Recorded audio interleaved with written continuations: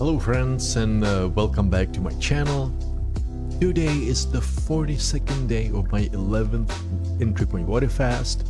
So for the past 42 days I haven't eaten any food. I've been drinking water only or drinking black coffee. And I gotta tell you, the past week has been very interesting. So first, for those of you who follow me, the last week, especially in my professional life, I experienced a very strange Friday where somehow I felt like I wasn't very productive from Monday to Thursday, but on Friday everything came together and I actually scored very important work points, and I'll give you an example of what I mean by that.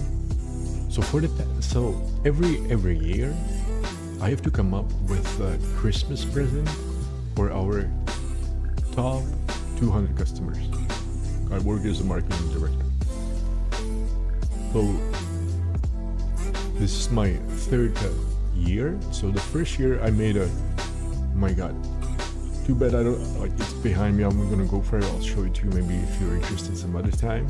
But I came up with this amazing present. Everyone loved it.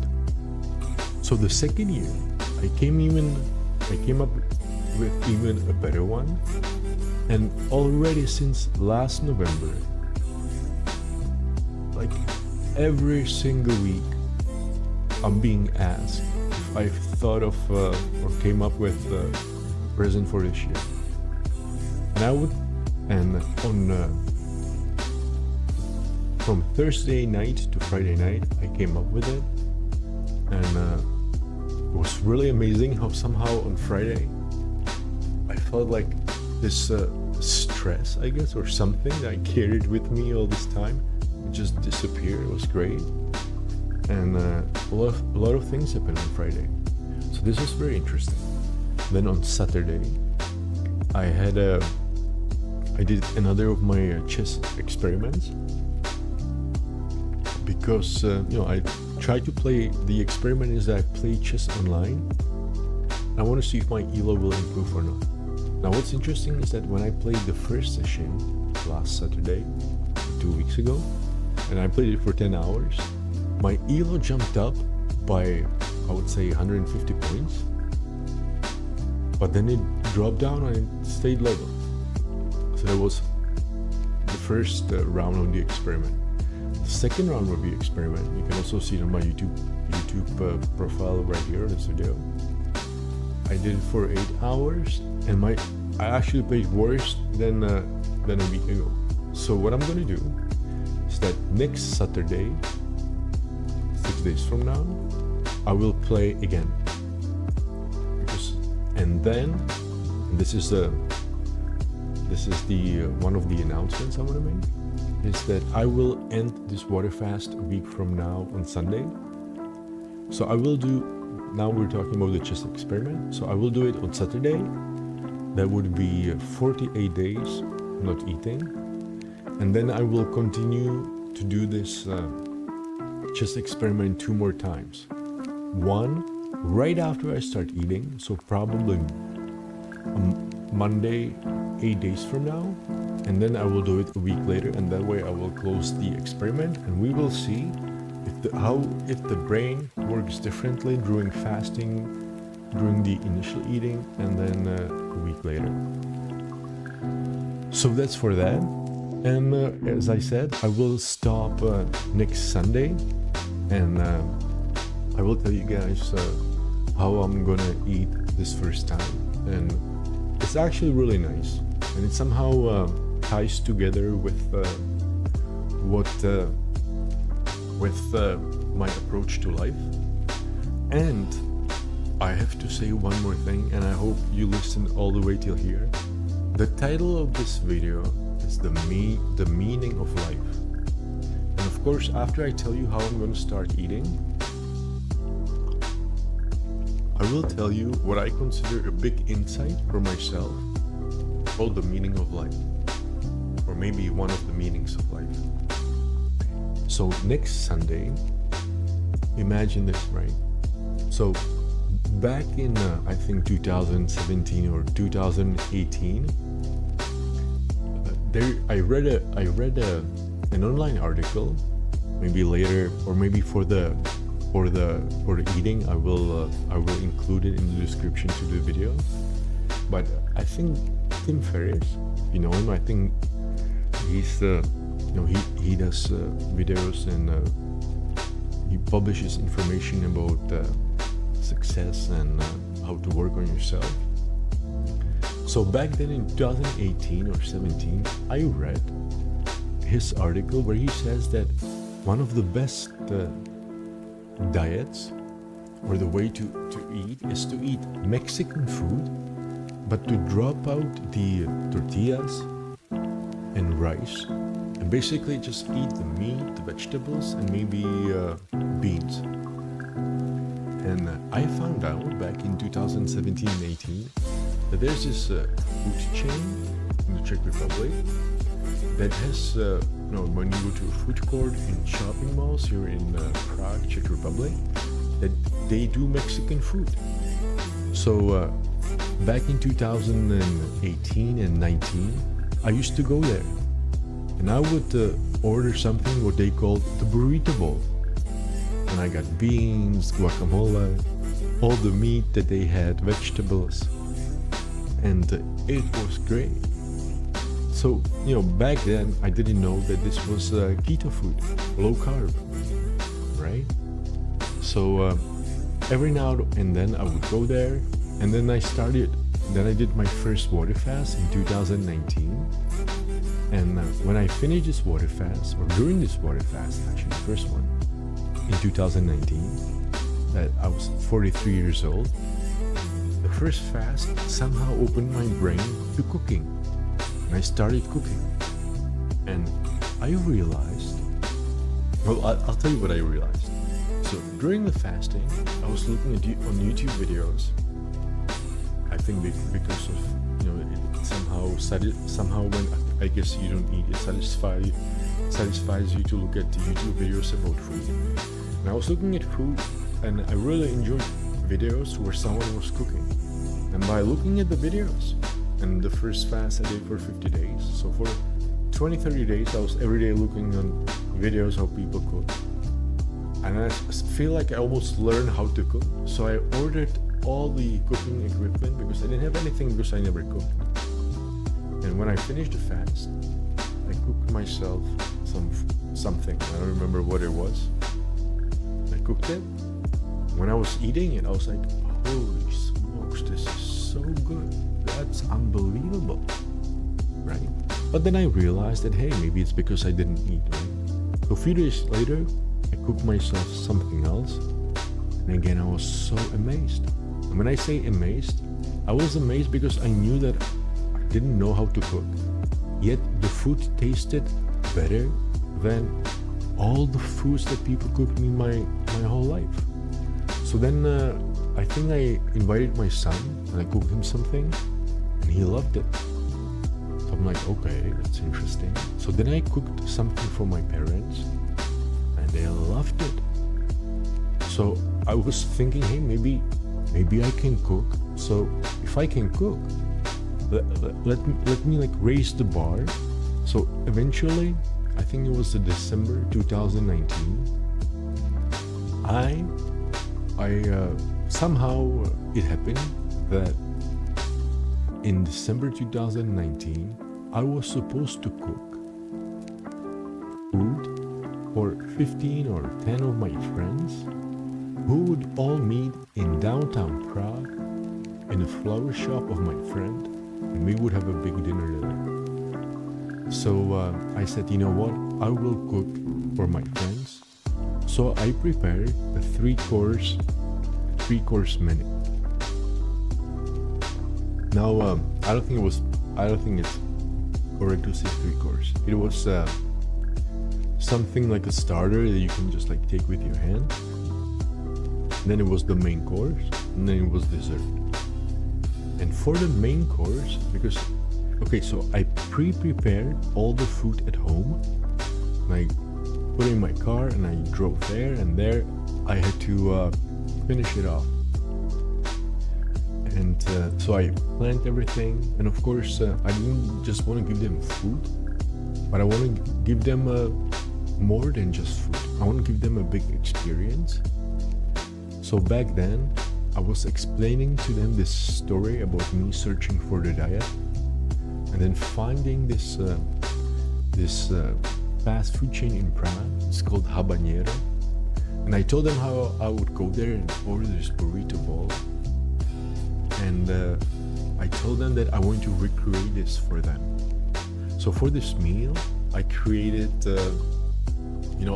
I cooked the beans, I cooked the meat, and basically what I did is that when we were in the flower shop, I set up everything on the table. Everything was fresh.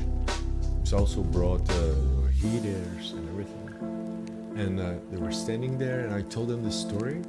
And as I was telling them the story, I said, look, and I was plating for myself, and then after I showed it to them, I welcomed them to go behind the table and make the plates for themselves. Because I didn't want to get to the point. It was very practical, but I went with the story, because this is exactly what I was experiencing in Habanero. Because they had everything in nice bowls separately, and I said, look, put in my bowl this, and that. And also it went well, because it was much more interesting than if I tried to put everything on 15 plates or 10 plates and then carry it around. So this was very practical. And for the dessert, I actually did the same setup with the story, and they really enjoyed the dessert. And to make the long story short, there's like two more things I gotta tell you. First one, what I was surprised about, that a few months later, my friends would be telling me that they dream about the dinner and the food that I made them. So that was to me one big surprise. Well, now the big point, right? The second thing. So years go by, and I speak with a colleague of mine, and he tells me that he knows the owner of this food chain, Habanero. So we met about a month back. I was telling him some ideas what he could do with his marketing, and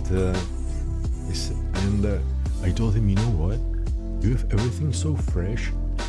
Why don't we do a quick video about how you have everything fresh? So I went to one of his fast food places, and I did a recording how they set up this dish, and I also recorded how they prepare, I think, their salsa in the kitchen in the back of the counter. And guys, I gotta tell you, like, the videos happen. I will probably maybe include a link also. I will include it in the event description when I post it. So when I was there, oh my god, the kitchen was so clean, everything was so fresh. So I shot the videos, and the owner liked them. So today we agreed that I would do my cast from his Habanero place, and I will exactly have the no rice, no tacos set up. But what's even more nicer, and that's what I like about see, everything I try to do, I'm always happy when it's about synergy. That it's thanks to the fact that it's not 1 + 1, it's not 2 but 3. So this owner, we will do it at a place in a shopping mall, which is completely dead on Sundays. So I gave him an idea that he liked, that we would do a Mexican afternoon Sunday event where he would introduce 2 dishes. that people can try and evaluate. And in the same time, I will do my live cast from this event. So this is what's coming up. I'm looking forward to it. And now I gotta tell you the big insight about the meaning of life. See, what's very interesting, and I'll tell you my mental journey, how I got to this insight. So as I'm living my life and I'm doing the 11 ENTRYPOINT WATERFAST and I don't eat, I realize that everything is bland. Nothing really excites me, and I feel that the only thing that can excite me is eating food. Now, when I realized this, immediately a thought that I feel a little bit ashamed, because I feel like, am I so primitive that, the beauty of life doesn't excite me, but it only excites me to eat food? But of course, because I'm a Homo sapiens that thinks about things, and as I described in the video down here, ENTRYPOINT Academia, about psychology and about how I view the world, I look at the situation through my ENTRYPOINT glasses, and I realized one thing that not everyone knows, but a lot of people know. And when you go through life, you do things that you enjoy, right? So you eat foods that you like. You are excited about the things you are excited. Your kids achieve something, you feel great. You have a great relationship and you're excited. You see something nice, it's like, wow, George, what a beauty. You take a sip of a great wine and you say, this is amazing.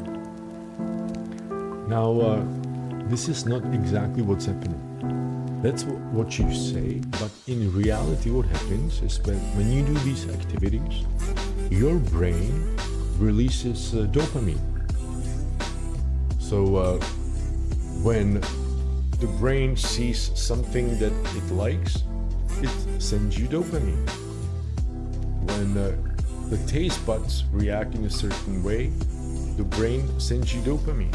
Now, of course, you don't associate dopamine with, probably the brain gave me dopamine. No, you associate it with the event that's happening, which is not bad.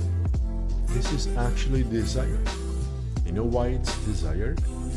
Because that's just like when you train AI, when you train your dog. It's like a punishment and reward. So how does the brain motivate you to do something? It motivates you by when you do something that the brain thinks it's good, it gives you dopamine, and that way it conditions you to do it again. Now, if I know this, that's how it is, and that's how it is, you might say, no, that's not how it is, but it is how it is. That's how the brain works. Well, then when you think about it, right, I'm thinking, okay, the brain is not giving me dopamine for anything. I had big success on Friday, no dopamine. I agreed on this streaming event, which I'm looking forward to, because I will also invite my friends there. Maybe someone will come. In real life, it will be so much fun and weird. Eating food for the first time. Maybe I know my parents and my son will be there, so it will be strange. So no dopamine. Only I feel that the brain will release dopamine if I eat food, right? Now, what was very interesting is that what is in reality eating food? Again, let's look at it from ENTRYPOINT glasses, right? From the point of view of this filter. Well, in reality, eating food is that you managed to get energy from your environment and let's say took it inside and used it for your benefit, right? That's what eating is. Now, so we call eating getting energy from the environment for your benefit. So that's like the meta description of what eating is. But this meta description could be also applied, for example, to hunting. I go hunting, I catch an animal, then I get the energy for myself, right? So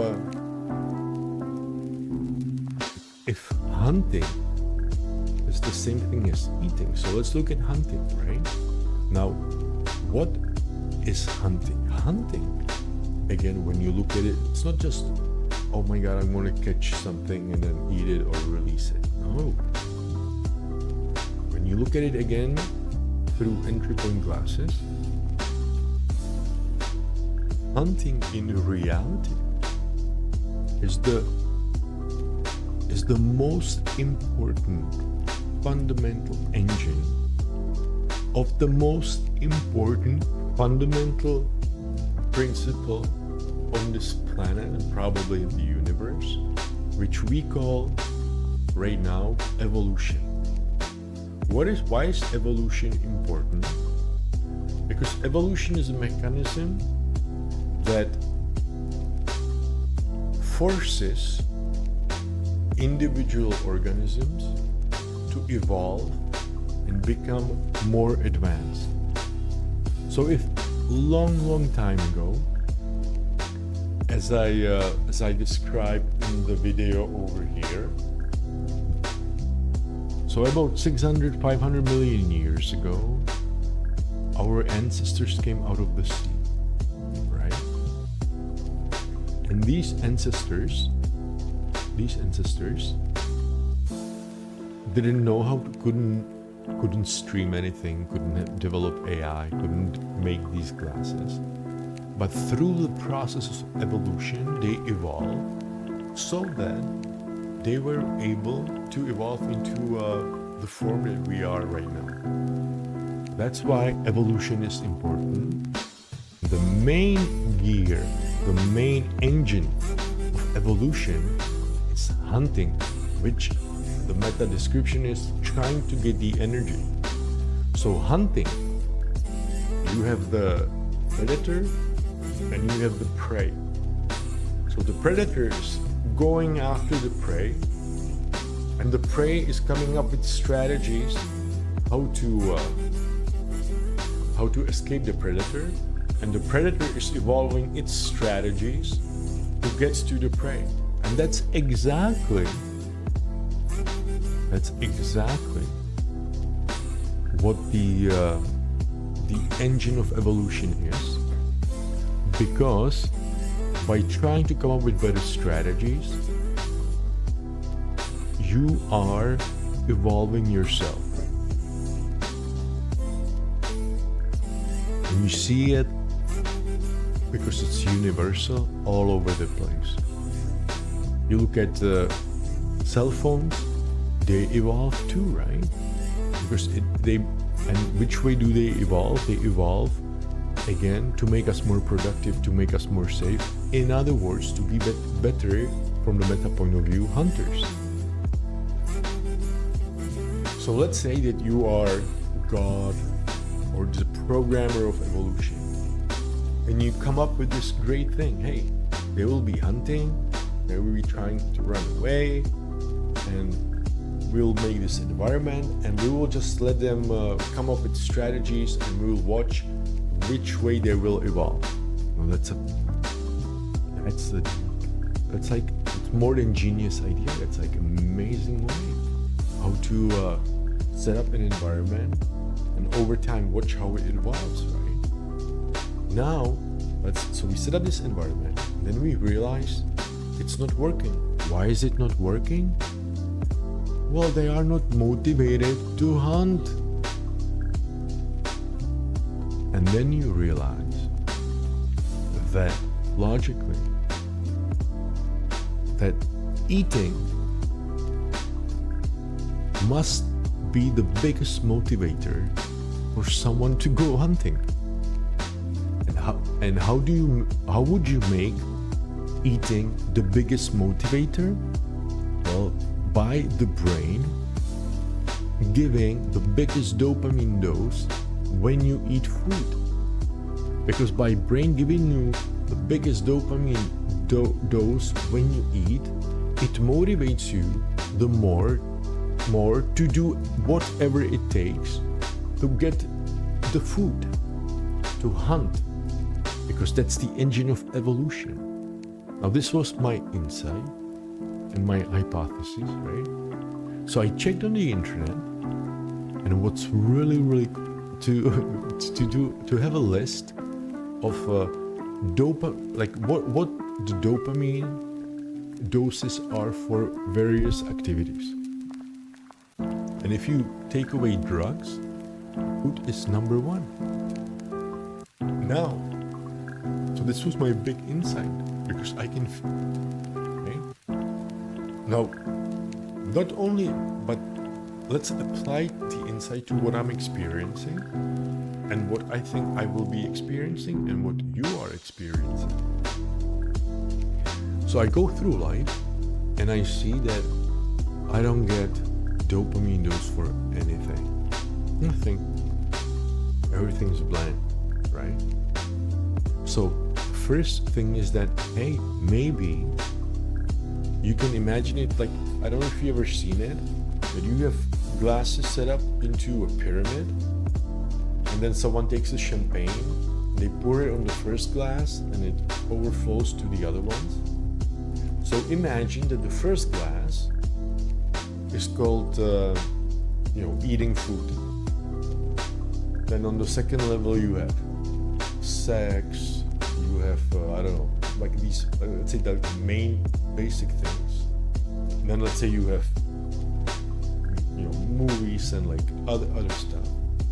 And then the brain, when it pours the dopamine, it only puts it into the food glass first. Now, if I don't eat, the first glass is empty, it doesn't pour anywhere else. So I think that the way nature set it up is until I eat, the brain will not release dopamine for anything. And what I'm looking forward to, playing this hypothesis and looking at the world through my ENTRYPOINT glasses, that once I start eating, meaning I overflew the first glass, what will be the next dopamine shots or events that I will get dopamine for? Will it be immediately for everything? Will it be only for certain things? That's what I'm looking for, and I wanted to share with you this insight. I find it very cool and very interesting. And one last thought before I leave. I don't know if you heard of something called enlightenment, or feeling one with everything, or being disassociated with everything. And so one amazing thing, by the brain not giving me dopamine for anything, all of a sudden everything that I see around me, everything, it's like on the same level. Not only that nothing is positive, but nothing is negative. And I can feel that it just like puts you in this nice flow. So that's what I really like. Next week, Sunday, I will start eating. On Saturday, I will continue my chess experiment. I will post everything within the next few days on my YouTube channel as an event. Probably the food part, I don't know, I still don't know how I'll do it technically, but for sure the first food I will stream to the fast food chain Habanero, and I will have to do it in Czech. That's what we agreed with the owner. But I think I will, if I manage it technically, I will try to stream even on the YouTube channel, everything, even the Czech part, because or I will maybe mix it with English. We'll see how it goes. Who cares? Somehow we will end. end up, and we'll see how it goes. So guys, thanks a lot for your support. If you have any questions, my contact information you can find in the description to this video, and we'll see how this week goes. And again, thank you for your support, and feel free to contact me, and see you soon in probably a week. Bye bye.